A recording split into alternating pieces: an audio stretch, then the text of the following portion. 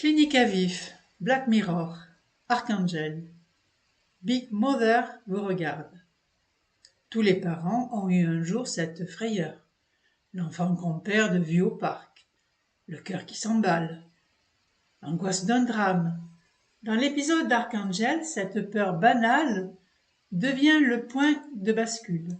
Une mère prise de panique accepte d'implanter une puce dans le cerveau de sa fille pour ne plus jamais la perdre, pour tout voir, tout contrôler, tout prévenir. Grâce à sa tablette, elle peut géolocaliser Sarah, mais aussi voir ce qu'elle voit, ressentir son niveau d'anxiété, flouter ce qui pourrait la choquer. Le chien qui l'effraie sur le chemin de l'école, effacé. Les images de guerre, brouillées. Les insultes, converties en bouillie sonore. Sarah grandit donc dans un monde sans danger, mais aussi sans vérité. Elle ne sait plus reconnaître la peur, la colère, le sang, le désir.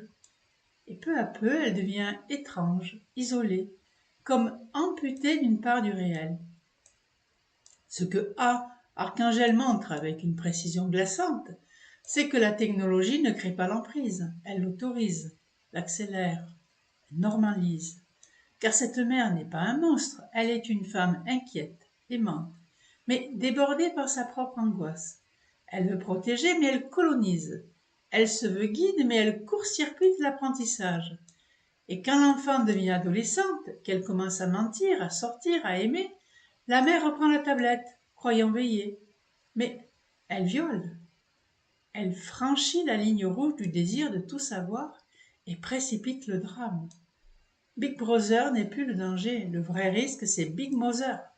Ce pouvoir de surveillance intime justifié par l'amour, par la peur et par la prévention, mais qui détruit la confiance, qui empêche l'enfant de devenir sujet, et qui au bout du compte engendre ce qu'il redoute, la fuite, la révolte, la violence.